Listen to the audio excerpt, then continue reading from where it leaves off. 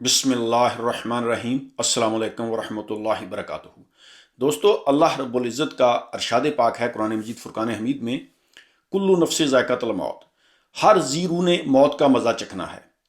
एक मोमिन का कामिल यकीन है कि हमने एक दिन इस फ़ानी दुनिया से कूच कर जाना है और हमें अपने रब के सामने पेश होना है। हमें रब के हजूर पेश होकर अपने किए का हिसाब किताब देना है एक दिन। एक मुसलमान अपनी ज़िंदगी को जितना सिंपल तरीके से अपनी ज़िंदगी को गुजारेगा, उसके लिए हिसाब किताब देना उतना ही आसान होगा। आज के इस दौर में, फितनों के इस दौर में, हमने अपनी ज़िंदगियों को देखा देखी इतना पेचीदा बना लिया है कि अल्लाह माफ़ करे, हम अपना मकसद भूल चुके हैं कि अल्लाह रब्बुल इज़्ज़त ने हमें किस मकसद के लिए इस दुनिया में भेजा है। हमारे दुनियावी मामला देखें, हम अपनी जेब, अपने हालात देखकर फैसले नहीं करते, बल्कि हम लोगों को देखकर कि फ़लाँ शख्स ने बड़ा घर ले लिया, बड़ी गाड़ी ले ली, उसने ये कर लिया, और हम देखा देखी फिर उसके लिए हमें ख्वाह कर्ज़ों की दलदल में दसना पड़े तो हम चले जाते हैं। देखा देखी अपना स्टेटस बरकरार रखने के लिए हम वो कुछ कर जाते हैं जो कि एक अक्लमंद आदमी कभी सोच भी नहीं सकता। तो मेरा आज का मौजू गुफ्तगू ये है कि दुनियावी मामलात में हमें बहुत ज़्यादा सादगी बरतनी चाहिए और हमें अपने हालात, अपनी जेब के मुताबिक अपने फैसले करने चाहिए, ना कि दूसरों की तरफ देखकर। हम अक्सर नमाज जनाजा में जब जाते हैं तो मैयत के घर वाले जो हैं, मैयत के वरसा जो हैं, वो एक ऐलान करते हैं कि अगर इस शख्स ने किसी का दिल दुखाया है या इसने किसी के साथ ज्यादती की तो इसकी तरफ से हम माफ़ी मांगते हैं, खुदा के लिए इसको माफ़ कर दे।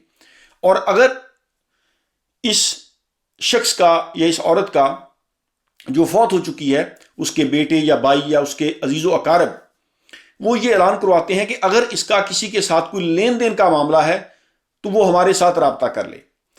यानी ये लेन देन का मामला, यानी जो हकूक़ुल अबाद में ये चीज़ें आती हैं, ये इतनी ज़्यादा अहमियत की हामिल हैं कि हर फौतगी पर हमें ये ऐलान सुनाई देता है। इसकी कई एक वजूहत होती हैं। देखें, अगर कोई शख्स है, फौत हो गया, उसके बेटे कहीं बैरून मुल्क हैं, उनको पता नहीं होता कि उसके वालिद साहब का किसके साथ कोई लेन देन का मसला है, तो वो फिर ऐलान करवाते हैं कि अगर हमारे बाप ने किसी के साथ कोई लेन देन का हिसाब किताब है तो हमसे कर ले, हमसे ले ले। या बाज़ औक़ात बच्चों को मालूम नहीं होता कि उसके बाप ने किसके साथ क्या लेन देन का हिसाब किताब है उसका चल रहा, तो वो ऐलान करवाते हैं। तो मेरे बात करने का मकसद ये था कि हमें ज़िंदगी इस तरह गुजारनी चाहिए कि हम अपने मामलात को अपनी ज़िंदगी में कोशिश करें कि उनको हल करके जाएं। यानी बहैसियत इंसान हर आदमी से गलती कोताही हो जाती है। अगर हमसे किसी पर ज़्यादती हो जाए या हमारी बातें किसी को नागवार गुजरें या बाज़ औक़ात लेन देन के मामलात में रिश्तेदारों की एक दूसरे के साथ हो जाती है चपकलश, तो हमें अपनी ज़िंदगी में अपने भाइयों से, रिश्तेदारों से माफ़ी मांगनी चाहिए, उनके साथ अपने मामलात को सॉर्ट आउट कर लेना चाहिए। इसी तरह जब हमारा किसी के साथ लेन देन का कोई मसला है तो ये बहुत ज़रूरी है कि हम अपनी ज़िंदगी में उसको हल कर लें। अगर हमने किसी से कर्ज ले रखा है, उधार ले रखा है, तो हमें अपनी ज़िंदगी में उसको वापस करना चाहिए। अगर अल्लाह ताला ने तौफीक नहीं दी या हालात ऐसे हैं तो फिर आप उससे माफ़ी मांग लें और अपनी ज़िंदगी में उनसे बख्शवा लें। अपने वरसा के लिए ये काम ना छोड़ के जाएं। देखें, अगर कोई आदमी अचानक हादसाती मौत मर जाता है तो फिर वो तो एक अलग मसला है कि एक आदमी है, वो घर से अच्छा भला निकला और एक्सीडेंट हुआ, खुदा न खास्ता वो फौत हो गया, उसको मौका नहीं मिला कि वो अपने मामलात को सॉर्ट आउट कर लेता। लेकिन हमें ज़िंदगी इस तरीके से गुजारनी चाहिए।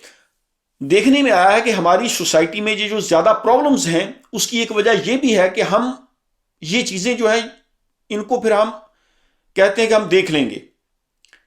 किसी से उधार ले लिया, वापस नहीं किया, देख लेंगे, कोई बात नहीं। किसी का हक मारा गया, जानते बूझते, हम पता है कि हमसे ये ज्यादती हो चुकी है, लेकिन हम इन चीज़ों का ख्याल नहीं रखते। इसी वजह से बेशुमार ऐसी बुराइयां जो हैं ये हमारे माशरे में जन्म ले रही हैं। हमें زندگی اس طریقے سے گزارنی چاہیے کہ اپنی زندگی کو سادہ رکھیں، اپنی جیب اپنے حالات دیکھ کر اپنی زندگی کو گزاریں۔ اگر ایک آدمی سائیکل لینے کی اس کی اوقات ہے تو وہ سائیکل رکھے، ایک آدمی موٹر سائیکل لے سکتا ہے تو وہ موٹر سائیکل رکھے، کار والا کار، یعنی دوسروں کی طرف دیکھ کر نہ ہم فیصلہ کریں کہ فلاں شخص نے بڑی گاڑی لی ہے ہم قرضہ لے کر وہ لے لیں، فلاں شخص نے بڑا گھر لے لیا اس کو کاپی کر لیں۔ تو بے شمار مسائل ہمارے اس ایٹیچیوڈ سے پیدا ہوتے ہیں، ہمارے اس رویے سے ہم قرضے کی دلدل میں دنس جاتے ہیں۔ اور پھر اس کا ایک نقصان یہ بھی ہوتا ہے کہ ایک آدمی ہے، اس کے سر پر قرضہ ہے، اس نے بے شمار لوگوں کے پیسے دینے، اب وہ فوت ہو گیا، مصیبت اس کے ورثہ کو پڑ جاتی ہے، اس کے بچے جو باہر کہیں کام کرنے گئے ہیں یا پھر ان کو معلوم بھی نہیں ہوتا بعض اوقات، تو وہ پھر ان کے لیے ایک پریشانی کا باعث بنتی ہیں یہ چیزیں۔ تو زندگی اس طریقے سے گزارنی چاہیے کہ ہم سادگی سے زندگی بسر کریں۔ اور اللہ کے آخری رسول ہمارے آقا سرور کائنات حضرت محمد مصطفیٰ صلی اللہ علیہ وآلہ وسلم نے بھی ہمیں یہی نصیحت کی ہے کہ سادگی کے ساتھ اپنی زندگی بسر کرو۔ سرکار دو عالم حضرت محمد مصطفیٰ صلی اللہ علیہ وآلہ وسلم کی زندگی جو ہے اسے ہمیں سبق ملتا ہے کہ سادگی کے ساتھ ہم اپنے لائف جو ہے وہ گزار کر جائیں، تاکہ پھر آگے جب ہم اپنے رب کے حضور پیش ہوں تو اچھے طریقے سے ہمیں آسانی ہو حساب کتاب دینے کی۔ یہ نہیں کہ لوگوں کے پیسے مار کر، حق مار کر اور لوگوں کے ساتھ زیادتی کر کے ہم جائیں تو پھر ہمیں وہاں پر شرمندگی کا سامنا کرنا پڑے۔ تو ہمیں اپنے معاملات کو سادگی کے ساتھ نپٹانا چاہیے اور کوشش یہ کرنی چاہیے کہ ہم اپنی زندگی میں اپنے معاملات کو درست کر کے جائیں، تاکہ ہمارے جو ورثہ ہیں، ہمارے جو بچے ہیں، ہمارے بعد کی جو جنریشن ہے ان کے لیے مشکلات کھڑی نہ ہوں۔ Thank you very much. اللہ حافظ۔